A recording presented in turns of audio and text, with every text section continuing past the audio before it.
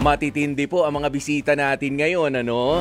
Aba kailangan pa ba ng isang mahabang intro? Pagka sinabi kasing phenomenal diva, alam na natin yun. O kung sino ang phenomenal diva. Yung platinum composer naman, alam na rin natin yun, Diyos me. Oo, batang-bata pa lang ako, mahilig kasi ako talaga sa music, ano?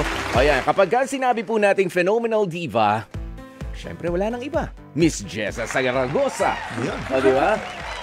At syempre, ang platinum composer naman natin, welcome din natin si Sir Benny Saturno. Ayan. Hello po sa inyong lahat. Napaka-powerful naman ng ating afternoon ngayon, ano, sa mga kapatid po natin dyan. At syempre, kumusta ka naman, Sir Benny?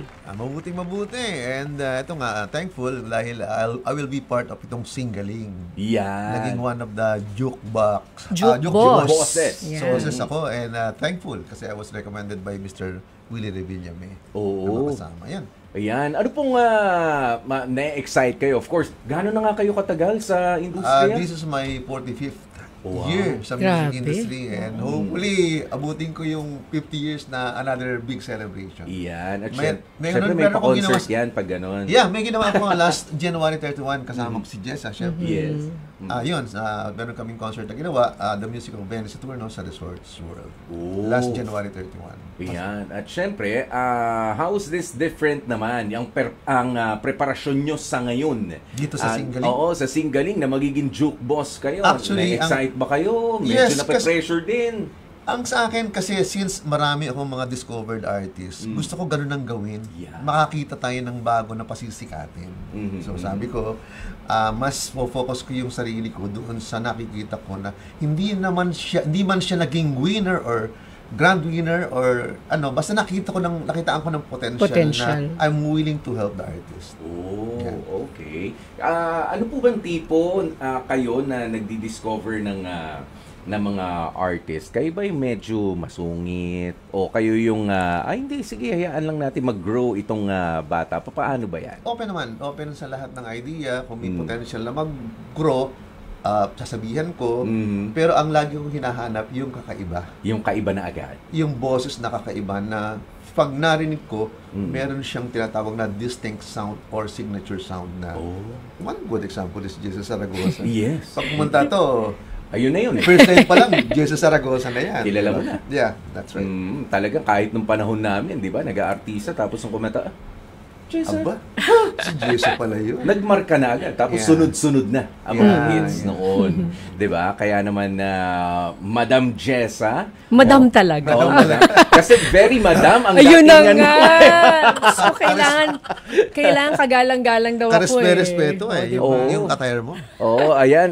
Ano naman ang preparasyon mo sa pagbabalik mo naman? Ikaw ay nagbabalik na, yes, no? Season 3. Itong dito sa paglabas namin sa Singaling.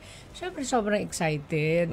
Na-miss namin ng isa't isa. Tapos nakakatuwa kasi mas marami na kami ngayon. Marami na kami makakasama.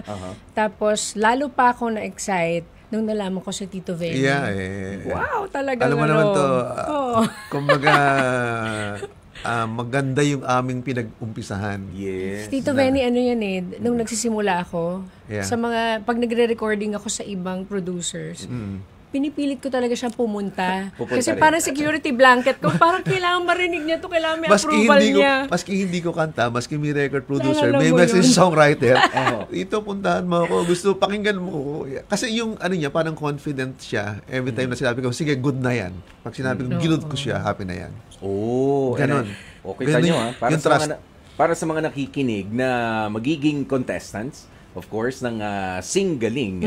O di ba ganyan pala talaga yung mentoring. Para talagang anak mo pala. Yes, oo. Parang anak mo na babantayan mo, parang daddy Vinny. Okay ba to? hindi mo sa hahayaan din. Kasi nakapag-produce kami ng magagandang songs. So sabi ko, kailangan yung standard natin hindi mawala. So, every time tatawagan ako ni Orly, sabi ni Orly sa akin ni Orly Ilacad, the boss ng natin, ng kanyang record label. Benny, punta mo si Jessa kasi nagre-request, kailangan pakinggan mo rin yung ginawa niya. Ako naman, syempre, hindi naman iba sa akin si Jessa. So, every time na meron siyang recording, not my song ha, pupuntahan ko yan. Pupuntahan Hindi, pa rin. ako, ang pinakagusto ko kay Tito Benny, ma-add ko lang, ano kasi siya, yung artistic freedom, Yes. hinahayaan niya talaga. Kung ano ka, hindi kita babaguhin, pero i-enhance natin yan at bibigyan kita ng wisdom pa Yeah. kung paano mo pa mailalabas yung genuine self mo bilang artist. So, yun ang i-highlight pinaka... kung ano kaiba sa'yo, Yes. And at saka lagi ko sinasabi ko, Jessa, own the song. Own the song. Create your own style.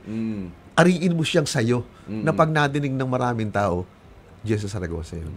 Alam nyo, Sir Venny and Jessa, ilang minuto pa lang tayo nag-uusap pero para napaka-wisdomful ng mga nakukuha ko na sa inyo mga impormasyon. Ayoko nga iparinig yung singing voice ko kay Sir Venny. Abay, Gumagawa ng Hindi, pero doon lang sa maikling pag-uusap natin na yun, di ba? Matututo ka na eh. Ano pa kaya kapag ka nandun na tayo sa show?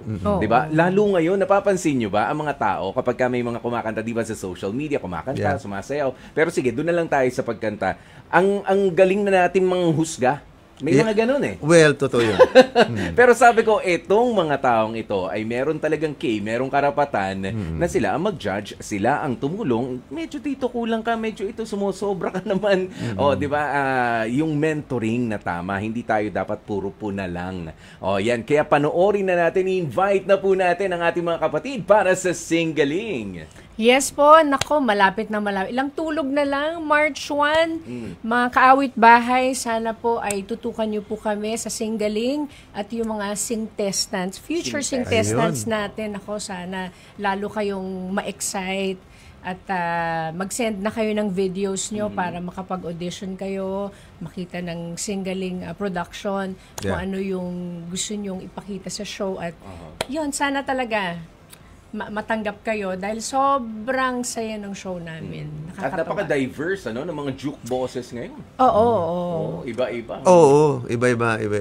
And of course, syempre, ang gusto lang namin mangyari is, of course, syempre, makatulong doon sa mga up-and-coming artists. Yes. Kaya ko nga, sabi ko nga, mga awit bahay, mga sing-testants, huwag niyong iisipin na i-judge namin kayo. Ako, isipin niyo ako na i-mentor ko kayo.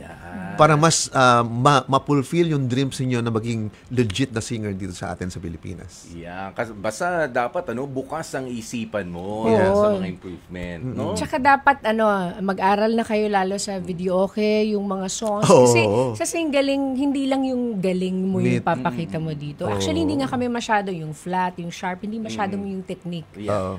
Siyempre, dapat iba ka at kaya mong itawid kapag napunta ka sa song na hindi mo alam. Yun. Yan. Dapat kailangan ganun eh. Pero mas makakatulong talaga kapag mas marami kang alam na kanta. Kasi hindi mo alam talaga kung ano yung song na mapupunta sa'yo. Correct. At saka Jessa, especially pag yung nakuha ng isang lalaki, kinang babae. Yun na ang nga. medyo madugo. Paano mo gagawin yun? Tapos paano mo adjust? Ang diba? range ng lalaki, dapat i-maximize mo yung natural note at saka yung falsetto mo para magawa mo yung range ng babae. Oh, kita nyo naman, ha? Ito, nagkikwentuhan lang kami rito, pero alam ko yung iba dyan na nakakaintindi sa music ay nakaka-pick up na ng mga points sa atin. At yan ang pinakaabangan nga po namin, sa mga juke bosses, sa mga sing-testants, Sing-testants. kaya mga kaawit bahay! March 1! Andito kami! March 1, tutok na kayo. Opo. Yan. Anong oras nga tayo? 5:45? 5:45. 5:45. Yeah, that's Sa right. TV5.